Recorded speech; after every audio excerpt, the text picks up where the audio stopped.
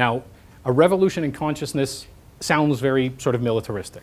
And most of the language that Bob Hunter uses in his books is militaristic. They're warriors of the rainbow. They talk about the forces of this and the forces of that, and organizing your forces, and being ready to do what needs to be done. But the revolution of a mind, the revolution in consciousness, is diametrically opposed to what we know as revolution. What we look at as revolution, Hunter points out, is the idea that somebody has power and somebody else doesn't want them to have power. Or somebody has power and they use that power to oppress large numbers of people. And violent revolutions occur when that large number of people who are oppressed simply cannot take that oppression anymore. It's critical mass, and it snaps, and it's a bloodbath. And it always is. In the French Revolution, the Jacques-Louis David lithograph of everyone lying around with no head except the executioner standing next to the guillotine is the case in point. The Russian Revolution, the same. Any revolution around the world that we know of happens this way. It's always a bloodbath. But Bob Hunter didn't think that that was the necessary case in a modern, advanced, post-industrialized technological society. Because power is exactly what the consciousness does not want. Because power is based on the idea that there are segments of existence that need to be controlled. It's what creates in us the desire to control them, our curiosity, our natural tendency towards domination. Well, it's not a natural tendency, it's a learned tendency. We moved into it with industrialization. The idea that you take anything that you want to make and you break it into its elemental parts or its fundamental parts, and you make each one of those parts with a different group of people working, toiling 8 hours a day, 10, 15 hours a day, making just that part over and over and over again, and then another group of people putting them together. Well, that's a description of the fragmentation of the human consciousness. Industrialization was a revolution as well, a bloody revolution as well. And it was, from Bob Hunter's point of view, a necessary revolution. Necessary in the respect that humanity's objective is to make life better. And arguably, that's what industrialization was to do. The benefits in terms of medicine, the benefits in terms of cleanliness, the benefits in terms of the 10-hour law that was passed in Britain at the time, all work to the benefit of humanity. But Hunter believed that that revolution is a primitive kind of revolution. Where power is at issue, what always and inevitably happens is that whoever is in power comes out of power, and whoever isn't in power goes into power. And what changes? Just the person on the chair. They become the oppressors. We've seen it in our own lifetimes in the Middle East, we've seen it in our own lifetimes in Central and South America, and we're watching it happen today in Canada. And it's one of the things that really sort of grips me at the moment, is that we've now got ourselves into a position where, as Bob Hunter put it, it's not a battle between the wealthy and the poor. This is a battle between politics and the intellect. The politicians of our day aren't interested in what you know, they're interested in having you do what they say. They are, in this society, this modern, post-industrial, technological, mass media society, oppressors of the intellect. If you look, and I hate to be saying this because I've got many colleagues from departments who are professional educators, but what we're doing with education is making it solely geared towards a job. Education is not about getting a job. Education is about, does anybody want to guess? Education. It is an end in itself. A better educated population is a better democratic population. A population that understands what its rights are and knows how to assert them is a better democratic population. A population that understands that it is not just science, not just literature, not just philosophy or history or psychology or sociology or any of the other ologies that are important, but all of them contribute to what it is that we know. But our modern institutions have separated them all out. Bob Hunter thought that there were three segments, if you like, to the post-war generation. The first he would associate with my parents, I assume. Yes, pretty much. Well, they were born during the war, but were growing up after the war. There was then the group that were born after the war, what are now called the baby boomers, or what have always been called the baby boomers, and there were those that were born in the late 50s and the early 60s. And of these three, each has had its moment in revolutionary sentiment. In the first instance, it's essentially jazz and the hippie movement. and they confront the establishment. But Hunter points out in Storming of the Mind that the establishment was so overwhelmingly powerful at that period that they didn't need pay any attention to jazz or to the yippies. The second group that comes along is now confronting the establishment again, and there's something new about it. The new thing, he says, is rock and roll. And the reason that he says that rock and roll is the new thing in terms of confronting the establishment is because, as some of you may be old enough to recognize, your parents just don't get it. Rock isn't academic music. Rock and roll is about the rhythm of the body. It's about moving in concert. When you sit at an opera or you sit at a classical piece of music, you don't tend to do much of this. But the idea behind rock and roll is that you stop thinking and you start moving. In that movement, in Gestalt theory, you become one collective. The movement, regardless of how jittery it may be because of your background or whatever else, becomes one movement. The third stage of the post-war generations, Hunter felt, was the one that would already be comfortable with technology. Now, he points out in one of the last things that I was reading in The Storming of the Mind that Canada suffered a moment. I have pretty much been a lifelong supporter of Pierre Trudeau's enactment or calling into being of the War Measures Act in 1970 during the October crisis. It wasn't until I started reading The Storming of the Mind that I thought that there might have been something that was actually wrong about that. Now, I'll tell you why I supported it, and I'll tell you why I don't support it anymore. I supported it because I believed very much what Trudeau said, that I don't live in a society that is subject to these kinds of things. I live in a society that is subject to justice. Now, there's the very famous interview up on Parliament Hill where the CBC reporter says to him, they're pushing around friends of my mind, and Trudeau in all his obstinance says, well, did your friends do anything wrong? And he says, no. He says, well, they'll be fine and they'll get to go home. He says, but what's with all these people with guns hanging around? He says, oh, you don't like guns? He says, well, I don't like living in a society where there are guns around the legislatures. He says, oh, they frighten you? And he says, yeah. And he says, Mr. Trudeau, exactly how far are you willing to go with this? And he said, just watch me. I supported it. Not then, because I was only one. But when I became aware of it, I supported it because I believe too, I don't live in a society that is subject to terrorism, to the kind of things that were going on with the FLQ.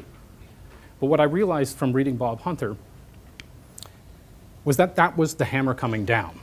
This was, in a sense, the Canadian government's absolute frustration with the situation, their inability to get into dialogue with the FLQ or to come to any arguably rational solution to the situation, and when that happens, the hammer comes down. What Bob Hunter points out, and I think everybody understands this, is that when the hammer comes down, everybody jumps back. Now, Bob Hunter thought that it was the Canadian society, in its status as post-industrial and technological, that might be the place where this new holistic consciousness, this revolution of mind, would come into being. That critical mass of the way that we think together would outweigh the power that politicians have, that corporations have, or anything else. But he points out in the last pages of The Storming of the Mind that when Trudeau did this, he put us back into that primitive power struggle, and we see it today. We see our own Prime Minister talking in ways that don't seem to answer the questions that he's been asked. As a philosophy professor, I'm teaching critical thinking this semester, and I really wonder what goes on in his head. And I'm going to step away from Bob Hunter a little more here because it's the lessons learned from the books that we read that are the things that we can't get rid of. The way that Nietzsche put it, and yes, I got another quote in, is that once you have given up on a philosophy, the thing that cannot be changed is the personal element, the personal effect that it has had on you. We're in a situation right now where John Stone, who was one of the authors of the United Nations Climate Report, one of the most recent ones, one of the most dismal ones, points out that we can change things as long as the politicians are willing to do it. And he says it with no sense of irony. And when I heard that, when I was watching it on the CBC, I thought to myself, if the politicians are willing, they represent us. We don't do their bidding. We don't go with climate change if they say we should. They don't stop us from our minds thinking about different ways to go about things. The politicians will. The politicians have no will, they have jobs. They want to hold on to those jobs, and they will say whatever claptrap gets them there. Now, in our society, we are post-industrial, technological, and mass media has ceased to be the television. My kids don't even watch it anymore. They watch YouTube because they can watch whatever they want, whenever they want, when they want, and as many times as they want. Netflix, etc. Seeing a dissolution of the organized corporate kind of media that was the case in the 1970s, 80s, and 90s. What we have, and I'm pretty sure we do, let me just check, yes, is email. And guess what? Every one of our members of parliament has it too.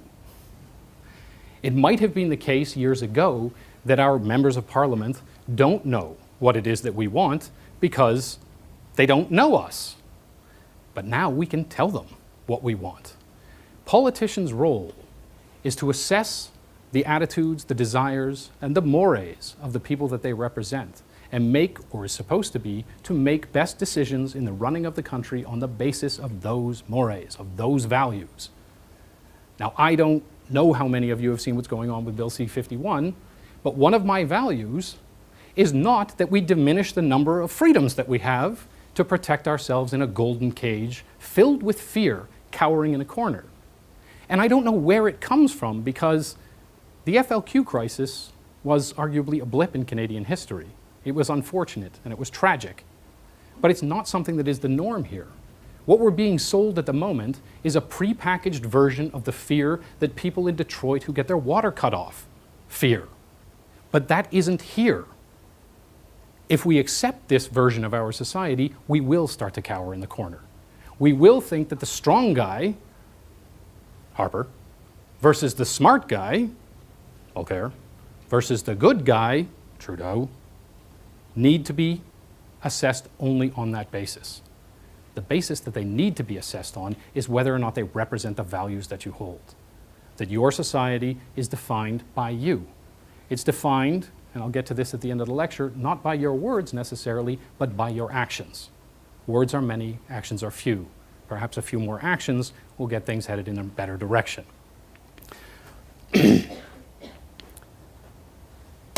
The other thing that is staring us down in the face is the environment. Okay? Now, as Bob Hunter's career progressed, he obviously recognized that ecology was fundamental to the way that we exist. Nature is fundamental to the way that we exist.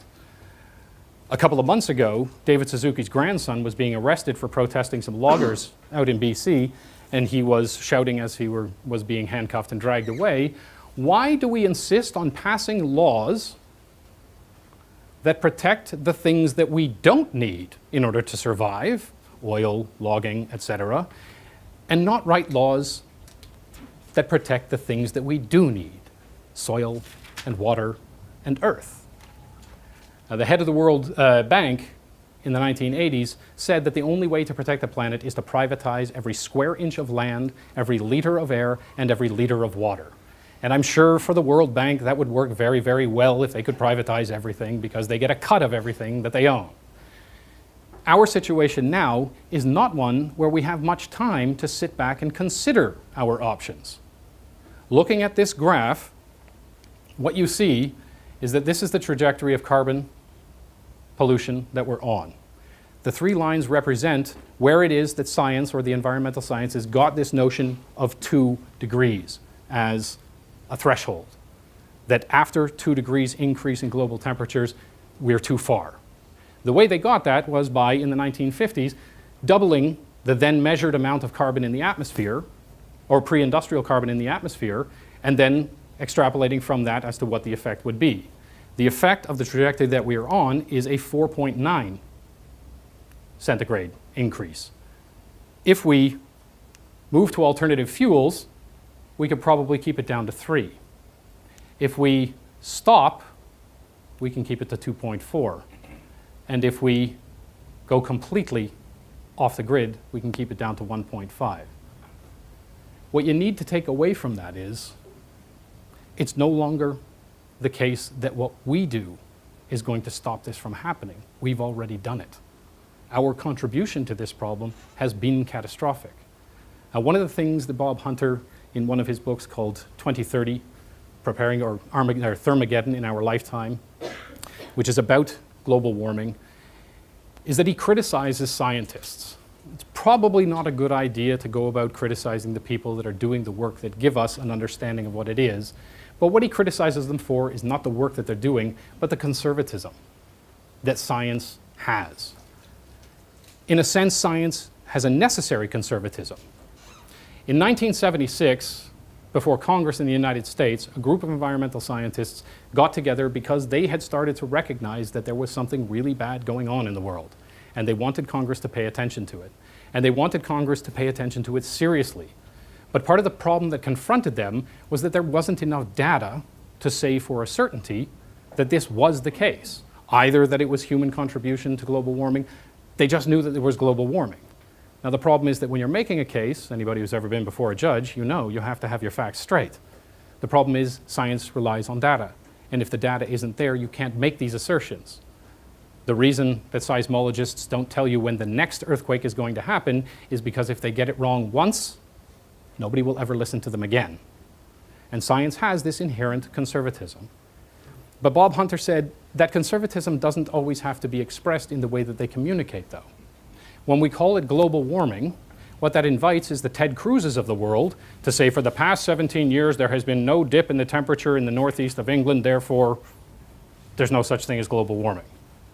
The idiots who take their children up to Amchitka to show you that nuclear testing is safe are the same ones that tell you that if 17 months of no change in temperature or 17 years and no change in temperature means that there is no such thing as global warming, are playing on fear only. Unfortunately, they're playing it stupidly. It's not global warming because everywhere is not going to get warmer. Cold is going to get colder and warm is going to get warmer, and wet is going to get drier and dry is going to get wetter. There's no two ways about that. It's the extremes that are going to happen that is the issue. One of the things that Bob Hunter thought they should call it is not global warming, but global climate catastrophe, because that is arguably what we're looking at. The reason, obviously, here is carbon. This is a list that I came across. My brother-in-law Will sent this to me, of the 2013 oil spills in the United States. Now, my dad will tell you I'm not really good at math, but I'm pretty sure that 321 plus 256 is more than 365. Am I right on that? Mm-hmm. Okay. If you look at the number of oil spills that are happening, it's way over 365. Why 365? Well, that's one day a year.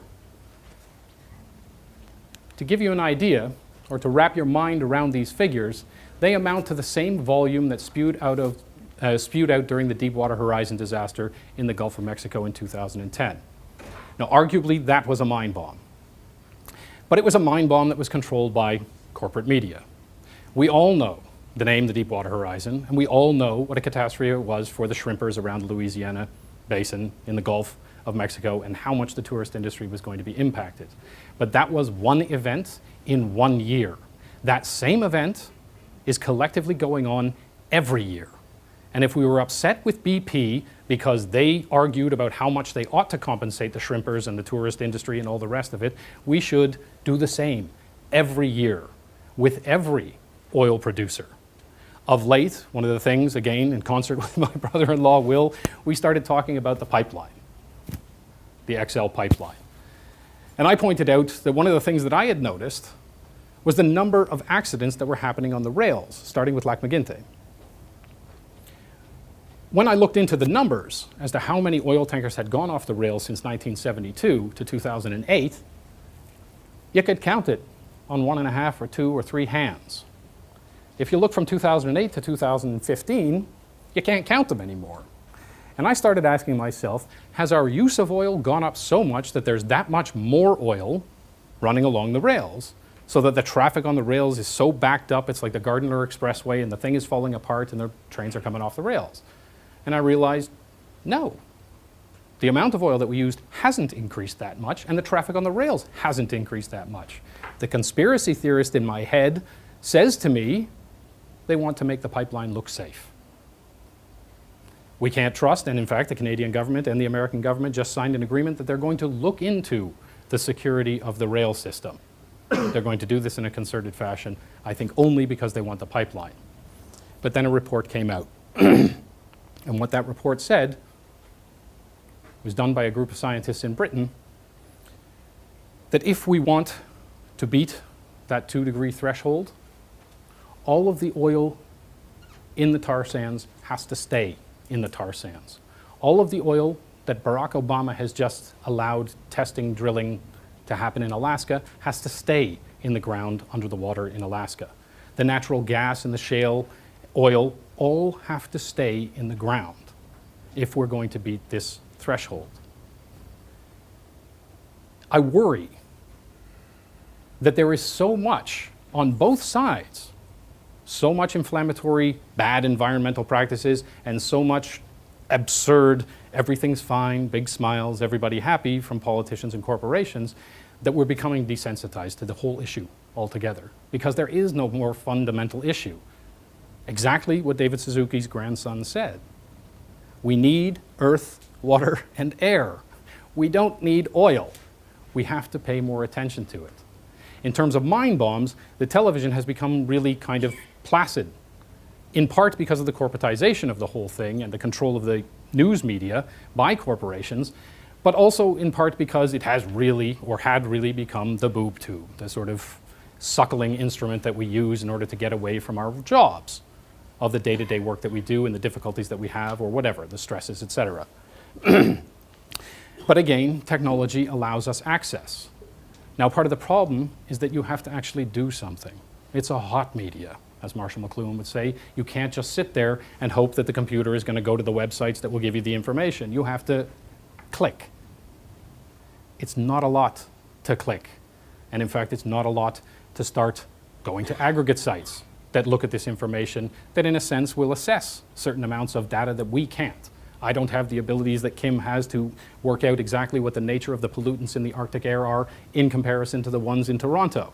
She has a lab up in the Arctic and she has a station in Toronto. I don't have that kind of a mind, I don't have that kind of ability. But there are people who do, like Kim and other environmental scientists, and they put their work out. Communication then becomes the question. Is it done in a fashion, or do we see it coming out in a fashion that is understandable? What that means, or at least what I think that that means, is that we have to come together on it. Not just hope that somebody will passively present it to us or that we can receive it passively, but that we will use our brains to work out how to communicate it, how to make it make sense. When I was working at the University of Utrecht, a friend of mine, Anton van de Ven, he and I ran a philosophy and physics reading group, much to both of our surprise, pointed out to me that the European Union had just recognized that global warming was a reality. And I said to him, maybe the scientists hired somebody to explain it to the politicians in such a way that the politicians understand it. And his wife, who was a climatologist, said, bing, yes, PR, whatever it is. That's what Bob Hunter was using the media for, because it is a conduit to our brains, in a sense, a direct line. An American author by the name of John Perkins, he wrote a book called Economic Hitmen, or Confessions of an Economic Hitman, and the other one was The Secret History of the American Empire,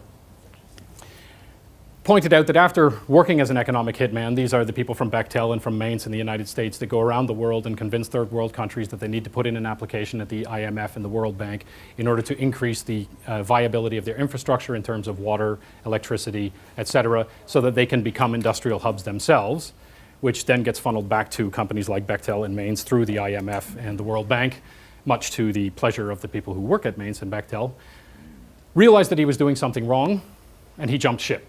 And he quit. And he started doing the opposite, going around to these countries and explaining what kind of damage he had done over the course of his lifetime. One of the points at which he came to an impasse was when he was in Nepal, in Kathmandu, or not in Kathmandu, but in Nepal, and he realized that the Chinese military that were there and the Chinese that had been put there after the takeover were actually Chinese economic hitmen. That they had modeled the American model and that they were using this now to take over, to dominate, and to, in essence, pillage. He thought that he needed to talk to the Dalai Lama.